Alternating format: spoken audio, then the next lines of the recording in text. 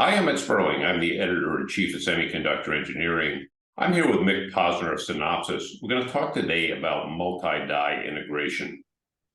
Mick, we've been talking about putting multiple chips inside a package for years. Why is it finally taking off? Hi, Ed. Yeah, monolithic's been successful for, over 40 years now, but it is reaching its limits. And, the designers want to pack more functionality into that chip, but are hitting cost, yield, manufacturing issues. So multi-die addresses that by allowing a lot more scalability, a lot more function in that same package area. So that's really what's driving the adoption of multi-die design right now. And one of the issues that people are dealing with right now is every domain, every particular use case or different market segment wants its own customized chip in a package because it's got to do certain things, and what's good enough for one application may not be good enough for another, right? That's correct. And actually, that's what is making multi-die so enticing to everyone, because it is not a one-size-fits-all. It addresses all application segments. It provides the ability to mix and match dies within a package, and it has various technologies that can be adapted to be application specific, so that the customer can still meet their, PPA goals, their cost goals, their yield goals. Let's take a closer look. Sure. Mick, what are we looking at? Okay, so this is a representation of a multi-die system, which I designed and 3D printed. What you're looking at is a set of multiple die, including a 3D stack packaged on top of a silicon interposer. So you've got a large, 3 nanometer representation. This could be your CPU or compute block.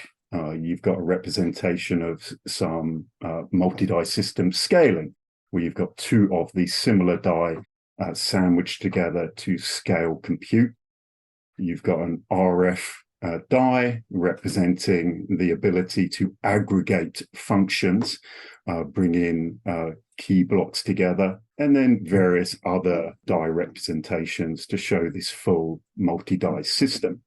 And what's changed here is that in the past, a lot of this was pretty much homogeneous, right? You may have had a 7 nanometer chip next to a 7 nanometer chip, and then all of them were pretty much planar.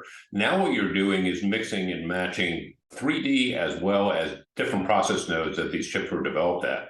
That's correct. A lot has changed. Package integration has been around for a long time. We've seen technologies such as the Xilinx, now AMD FPGAs, have used 2.5D packaging to scale their FPGA blocks. What's really changed now is that scaling has become more mature. The packaging technology available is more mature and is being made accessible to a lot more customers.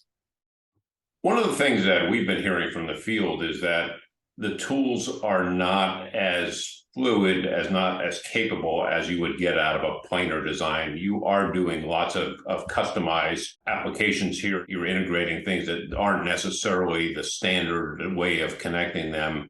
What has to happen from the tool side, and how do you see this progressing as we go forward? Yeah, so there are, of course, many challenges to multi-die systems. The first being it's a new level of system integration. This really shouldn't be anything new to the engineers. What they were doing at the chip-to-chip level, they're now doing the die-to-die. So inherently, that brings in submicron design. So there's a new challenge there. You're also packing many more die into a smaller package. So you're going to have power and thermal dissipation issues.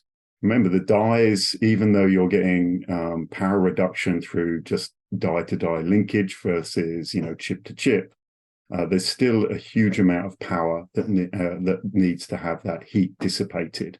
One of the other challenges is how to actually partition a design. If you're doing something like splitting a monolithic up, remember there are multiple use cases for multi-die systems. The first and most popular at the moment is scaling, where you're just taking the same die. We showed it here, where you're taking the same die, sandwiching them together and scaling up the compute in a power efficient way. A monolithic die that is hitting its limits on manufacturability can be split up into smaller parts, or let's just say you're integrating more features, and that is just, again, hitting the limits. You want to disaggregate it. So typically at the moment, disaggregation is happening on logical boundaries. So you're disaggregating the I/O that can move out to a more mature node, reuse that block. But at some point, there's going to be a need to actually do partitioning of a single unit to split that monolithic up. And that is where we're going to need further tools to help with that partitioning challenge. And of course, one more thing. So we've talked about, as we split up the die, you need to create an interconnect between those blocks. And today's protocols really do not scale well to multi-die connectivity. So up to this point, there's been many proprietary standards, also proprietary interfaces used to connect those die. To move this to mainstream, you need a more public open standard. And there's been a few: XSR, HBI, OpenHBI, and then the latest being UCIe, which looks to be, based on its metric, the protocol which will kind of converge and unite this interconnect between the die. Partitioning becomes a much bigger problem as we get into this multi-die, heterogeneous die layout as well, right? What has to change? What sort of problems are you seeing? Yeah. So as I mentioned, at the moment, most of the partitioning is being done on logical boundaries. Where the real partition challenge comes up is really now you have these multiple die on a single, in this case, interposer, and how to lay these out to fundamentally meet your PPA goals. And this is the new challenge of multi-die system, is meeting your performance goals in this new substrate. You've also got a lot of thermal issues coming in here too, right? Because a lot of these chips have AI built into them as well. Those are going to be flat out as fast as you can go versus some of the other ones, which may be power misers. Yeah, power and thermal are key, and it's also a trade-off. So if you think about the power density once you've gone into a package like this, if you put in too many power and grounds, it becomes cost prohibitive on a manufacturing point of view. If you don't have enough power and grounds, of course, you're going to have thermal hotspots. Again, this is where the tools have evolved to support multi-die system design.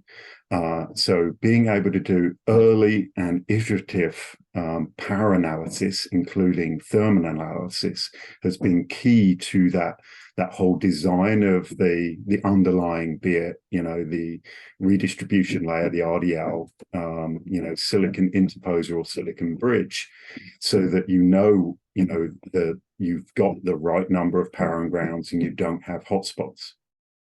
Another one of the challenges is, now that you have this single package with the multiple die on it, criteria for that thermal analysis has to extend what was just where you're doing nominal, worst case, best case. You need to then do that across nominal to nominal, nominal to worst case to best case. So the more die you package, that problem very, very quickly, scales, which is why the tools also have needed to scale for not only the increased capacity, you're putting more blocks within the tool, but also their performance. has to scale so that you're not waiting weeks for your results. You're taking out a lot of complexity by doing one of these multi-die integrations. What's the real driver here, or what are the drivers? And you hit the key point there. There's not a single driver. This is why multi-die becomes applicable to all segments, because it addresses multiple angles of benefit depending on the goal of that application. So you can accelerate the functional integration. With multi-die, there's a potential of far more reuse, especially if you think about creating multiple product SKUs, where you say in one of your products you have the low end, it's just 2 die packaged together, or you want the high end, high performance product, you scale and package 4 dies. So there's the ability to very rapidly, at low risk, produce new higher functionality. There's an aspect of cost reduction from the ability to scale the size of your die. As we spoke about earlier, disaggregating your large monolithic has many values. It splits up that large task of SoC, verification. It puts it into a more manageable size again, but the end result of these multiple dies allows you to actually pack more function in. And then, of course, there's power aspect. A lot of, especially in data center today, you've got multiple chips across, not power hungry interfaces, but still, at 5 picojoule per bit, that adds up. As you scale to multi-die, the picojoule per bit is down in the 1 picojoule. So you've got a massive potential of power scaling as well. And then the ability, as I said, to mix and match your die. You are not forced to have everything in a single, the most advanced technology node.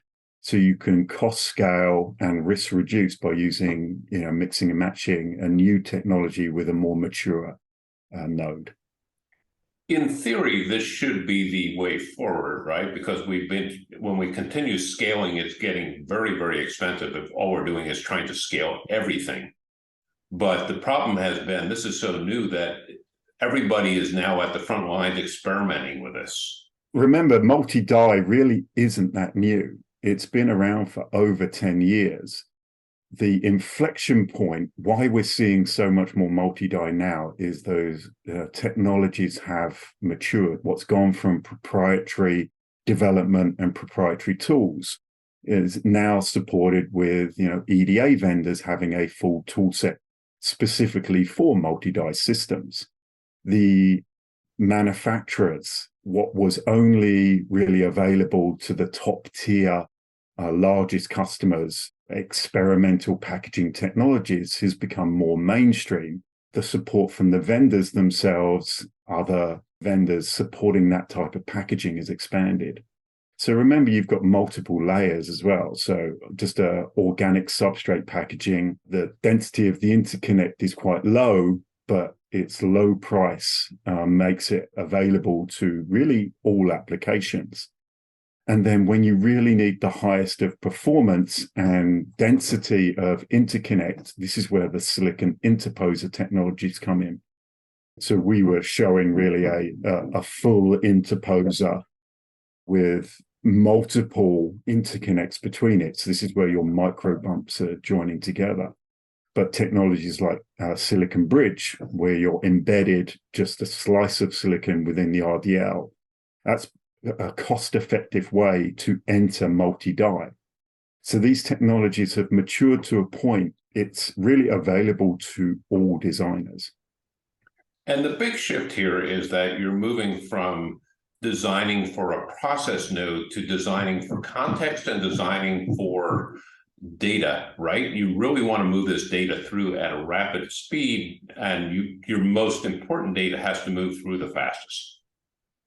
Yeah, absolutely. And you can pick nodes that, a mix and match that best meet the needs of that block. earlier on, we showed you, just an example. We typically see, we're tracking around 100, design starts for multi-die. And, the compute block is typically, they want to extract the most performance. So it's put in an advanced node. But think of something like an IO extender, Ethernet 100G. You can leverage a 5 or even 7 nanometer node that is proven, so it's risk reduced. So that ability to mix and match. But you still have to remember, you need to, as you said, you need to get the data from one die to the other. And that's the other enabler, is that protocols like UCIe that are designed for multi-die system interconnect have emerged. And their metrics, be it power, performance, area, or beachfront density, really make them applicable not only to make it available to all applications, but it also makes them applicable to replace proprietary interfaces, which then opens up fundamentally the ability to mix and match dies from different vendors, different manufacturers. So there was a point that we weren't showing any specific vendor on here. The ability to actually mix vendors has become a reality with multi-die systems. And before, you were pretty much limited by, you had one process from one foundry and one process from another, and you couldn't put those together. But now you can basically do whatever you want to do, right? Yeah, so this has really put a lot more leverage in the hands of the designers to pick a technology node that best suits their needs. And it also provides a scaling in 3 dimensions. So there's basically no limits to where you can go with this. Yeah, absolutely. We haven't touched really on the 3D aspect. 3D at the moment is really deployed mostly around HBM, where you've got stacks of DRAM. But in the future, this is also a technology that's going to become more mainstream as, again, the tools and the vendor support matures. And that is going to bring the next level of scalability.